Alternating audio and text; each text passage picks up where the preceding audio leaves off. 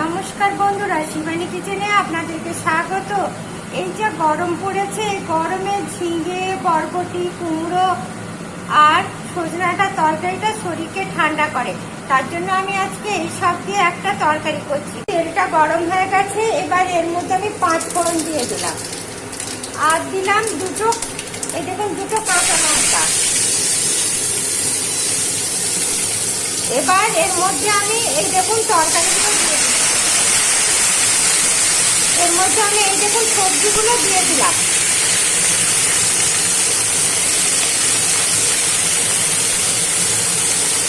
আর গরমকালে এই তরকারিটা খেতে খুবই ভালো লাগে। এই দেখেছেন বন্ধুরা, ঢাকা দিয়ে দিয়েছিলাম, কিরকম জল বেরিয়েছে, এই দেখুন কত জল বেরিয়েছে। এবার ঢাকাটা খুলে এর মধ্যে আমি এই দেখুন ধনে গুঁড়ো, জিরে গুঁড়ো, লঙ্কা গুঁড়ো, লবণ, হলুদ দিয়ে দিচ্ছি। দিয়ে আবার এটাকে আমি এবার ঢাকা দিয়ে দেবো। এই গরমে তো বেশি মশলা খেতে ভালো লাগে না, এই গরমে একটু হালকা রান্না হবে, সেটা খেতেই ভালো লাগে।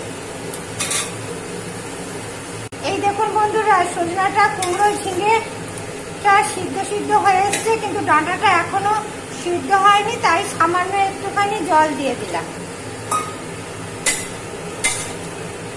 তরকারিটা সিদ্ধ হয়ে গেছে, এবার এটাকে আমি নামিয়ে নিচ্ছি। মাছের মাথাগুলো দেখেছেন, এই ছোট ছোট মাছের মাথা দিয়ে আজকে আমি কুমড়োর তরকারিটা করব। প্রথমে এই মাছের মাথাগুলোকে ভাজার জন্য একটু হলুদ দিয়ে দিলাম আর একটুখানি লবণ দিয়ে দিলাম। এবার চলুন প্রথমে আমি মাছের মাথাগুলোকে ভেজে নিই। তেলটা গরম হয়ে গেছে, এবার এই দেখুন মাছের মাথাগুলো আমি ছেড়ে দিচ্ছি। বন্ধুরা, মাছটা হাফ ভাজা হয়ে গেছে, এবার এর মধ্যে আমি এই যে পেঁয়াজ আর কাঁচা লঙ্কা কেটে রেখেছিলাম দিয়ে দিলাম। এবার এর মধ্যে আমি একটুখানি এই দেখুন লবণ দিয়ে দিলাম আর সামান্য একটু হলুদ দিয়ে দিলাম। এই দেখুন বন্ধুরা, মাছের মাথাটা ভাজা ভাজা হয়ে গেছে, এবার আমি তরকারিটাকে সাঁতলে নেব।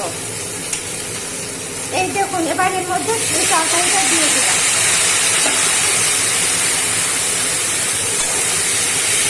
আপনারা ঠিক এইভাবে মাছের মাথা দিয়ে, সজনে ডাঁটা দিয়ে, কুমড়ো দিয়ে, ঝিঙে দিয়ে, সমস্ত কিছু দিয়ে তরকারি করবেন, দেখবেন কি দারুণ খেতে হয়েছে, অপূর্ব স্বাদ হয়েছে। এই তরকারি একটা দিয়েই ভাত খাওয়া হয়ে যাবে।